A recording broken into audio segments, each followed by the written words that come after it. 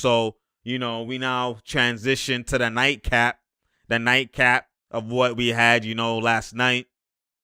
And what we had last night, man, it was an elite game, man. It's the top two teams in the West, the top two teams in the NBA, in the Utah Jazz and the Phoenix Suns. And when you look at it from that perspective, it's actually disrespectful. Before I even talk about the actual game, like, there's no way that Devin Booker and Donovan Mitchell shouldn't be in the MVP conversation.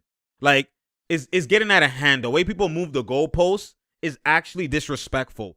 One, even the fact that Devin Booker was an injury replacement all-star is terrible. Terrible. Absolute terrible. And, like, this is why, like, I sometimes I despise media, man. Sometimes it cheeses me as much as, like, obviously there's gifts and benefits with them, but there's, like, sometimes it's like, come on now, the things that they be doing, the cap that they be doing, the moving the goalposts that they be doing, picking and choosing, they dictate so many things, and it affects guys' career, and it affects the way and the praise and the respect that they demand, that their game demands, that they don't get. There's a disconnect with that. That's why you see hoopers, purists, you know what I'm saying, just the actual, the NBA players themselves, that's why they dislike a lot of the media, you know what I'm saying, because, like, the fact that, like, again, Booker was an injury replacement for an all-star for 2 straight years is already disrespectful in itself. Then now you have Donovan Mitchell, because look at other years. Any other years, you have LeBron, you have all these other players. They're the best player on the best teams. They get MVP, or they're at least in the top 5 discussion. The fact that these guys aren't even mentioned, only Embiid, only Jokic, only LeBron are the top 3, and then they're even, they throw in Giannis. They don't mention Dame, but even then, you can get away with it because his record, they're 6th. Okay, we get that. You say for Dame, he needs to be winning. But then for Booker, he's winning, then what? Because he's averaging, like, LeBron has been averaging 24 points. 24 points. You have Devin Booker and Donovan Mitchell averaging 25, 26 points. Higher efficiency, all that type of thing. From 3 all over the place. And their records are slapping. And they're not in the MVP conversation. Like, you can't have your cake and eat it too. What are y'all talking about? Why are they not in the MVP conversation? Why? Why? Explain. Why? Especially when they're on teams that y'all didn't even expect to be there. That even should boost them even more. No one expected Utah to be the number 1 seed. Y'all didn't expect Phoenix to be the number 2 seed. Y'all expected Phoenix to be at the bottom, the 8, 7, 8. At best. That's what y'all said. And I was the one trying to tell man from time that they're going to be a top 3 seed in the West. Guaranteed. You could book it. Pun not intended. But it should be intended. Like, those 2 guys, all road ability, arsenal, closers. Obviously, I still think Devin Booker is the better version. Like, he's better than Mitchell. I think that, obviously. Like, Devin Booker, I think he's literally top 5 ability in this league. Like, no weakness offensively, can come off screens, could curl off screens, could pull in the gaps, can post up, could mid-range, could ball handle and hit off the screen and pull up, can ISO, like, no limitations offensively at all, can pass, all of that, can finish. Like, he literally has been this top-tier ability for a minute, and he's only 24. Like, he's like, bruh, young Kobe, that's what we call him. Young Kobe with a mix of B-Roy. You know what I'm saying? That's what he is. So, when you look at it from that perspective, this guy is already like, come on now. There shouldn't be any type of dispute about these 2 guys. It's Donovan Mitchell as well, too. Like, they should be in the MVP conversation. Now, when you look at it between the Jazz and now the Suns, let me talk about the Suns first. The Suns, I try to tell people, man, like, the Suns are, they're, the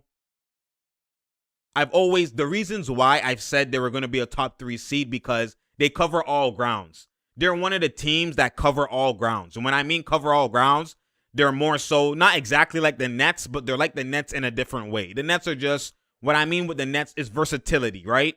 Versatility is reckless, right? But with the Suns, their versatility is different. They have versatility with one-dimensional at the same time. So what I mean by that is that they're the perfect analytic type of team, but also the mix of a hooper type of team. They have the perfect balance. And what I mean by that is that they have guys, they're role players, and are guys who are the ultimate 3-and-D guys. And I knew this coming in because I seen what I seen in the bubble, and I knew these guys individually, what their play style is and how they are supreme 3-and-D guys. They have length. So you have Cam Johnson, locks up, you know what I'm saying? Elite 3-and-D shooter, premium. Like this is what you want from 3-and-D guys. This is the top type of tier. Elite defense, have length, have verticality, switchability, all that type of stuff. Guard multiple positions, versatile defenders, but can be potent from 3-point line. Knockdown, like real knockdown, not like, like snipers. So you have Jay Crowder, ultimate 3-and-D. Cam Johnson, 3-and-D, but even if he needs to, he can shot create, but he's going to be asked to be more 3-and-D. He's not just going to be getting the ball ISO. That's situational. But I'm talking about prime, every given day play basis, he's going to be 3-and-D, right? So you can't help off the pick and roll with A.N. and Chris Paul, right? You have Mikal Bridges, you know what I'm saying? 3-and-D, ultimate, you know what I'm saying? Then you have all these other guys that you have on their roster. All of them are 3-and-D guys.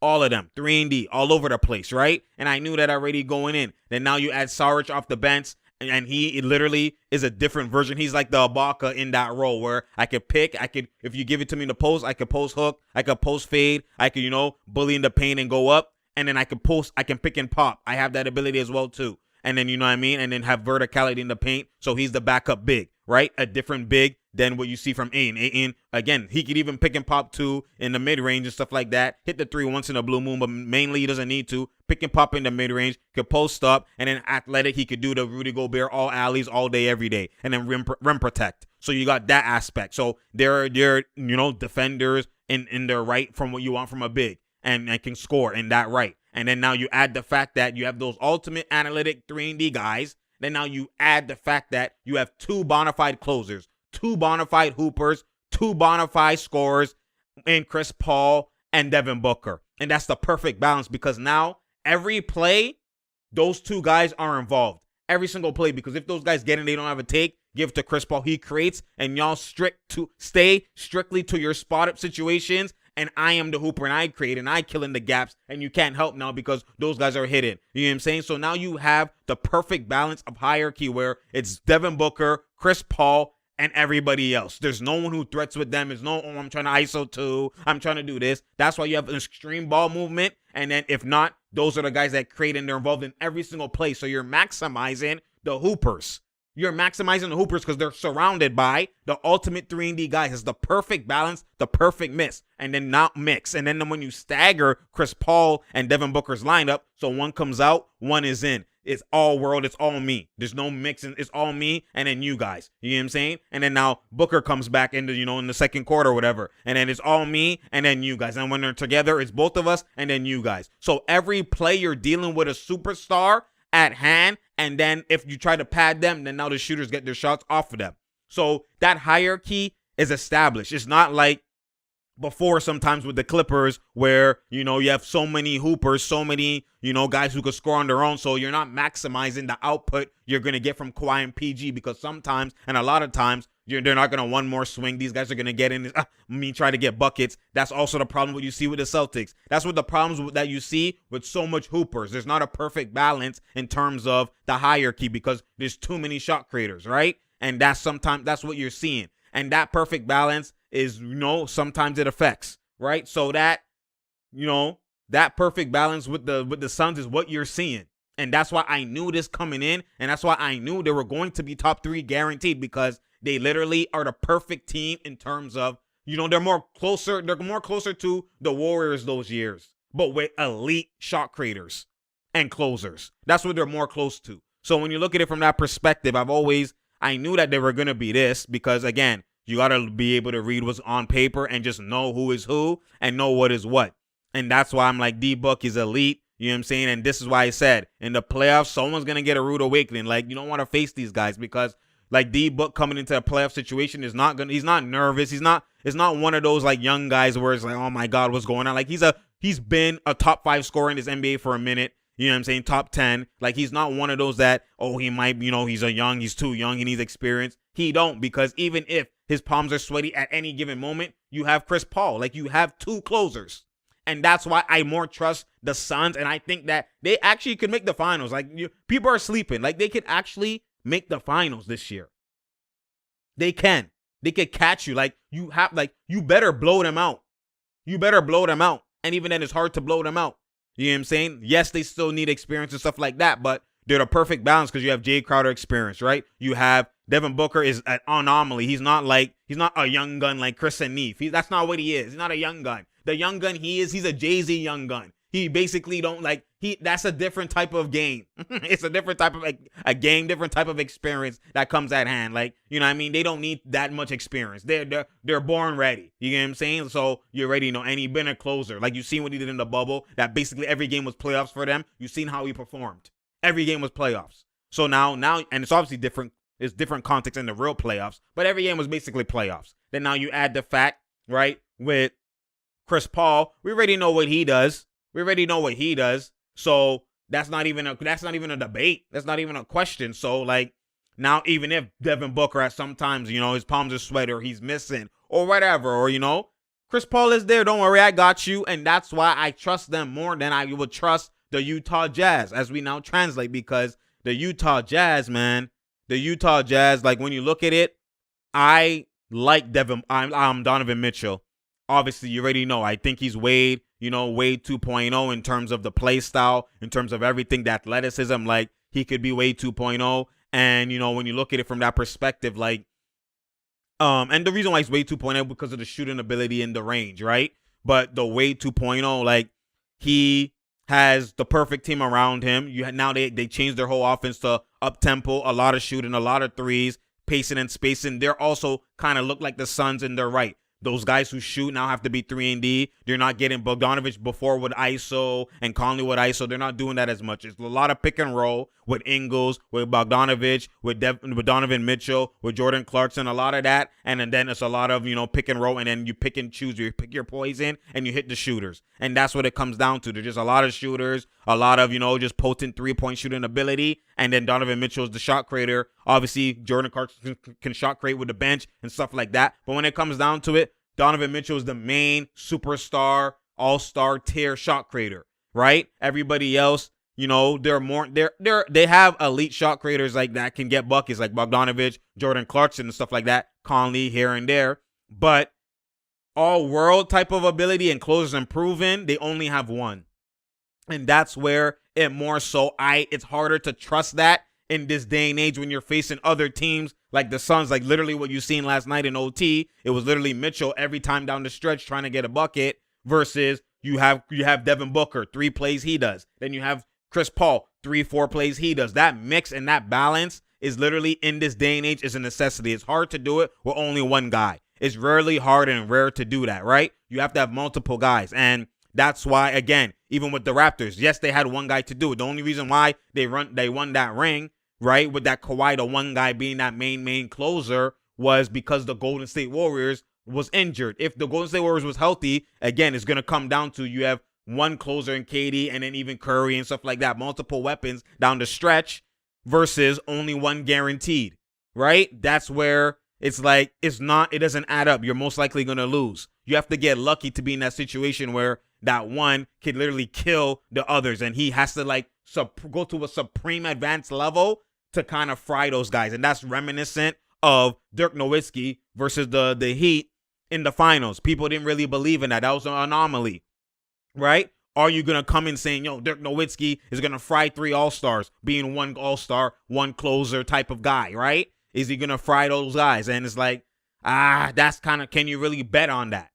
And that's why it's that's why I don't even, that's a side note. Dirk Nowitzki, like his ring has been one of the most elite rings in all-time NBA history. But they won't mention that. They won't mention it because, again, if you bring that up, you have to bring up the fact that LeBron's worst low point moment in his career. And people like to sweep that under the rug. They don't bring it up, right? So that's why it's just unfortunate. That's why they don't bring up Nowitzki that much, because of what it is going to mean, right? So, but like what I'm saying, are you going to really believe in that in terms of Mitchell? Because that's kind of the context that you're going to have to live with, right? Donovan Mitchell is he on that level right now of that Dirk Nowitzki? Because that Dirk Nowitzki's level was higher than what Donovan Mitchell's level is right now. But even then, is he ready for that? Is he ready to be that one guy to just kill and fry 40s almost every game, close every game, high efficiency? And if you don't have efficiency, that's what I like from him. Even though he wasn't efficient, he kept shooting, right? Same with D-Book.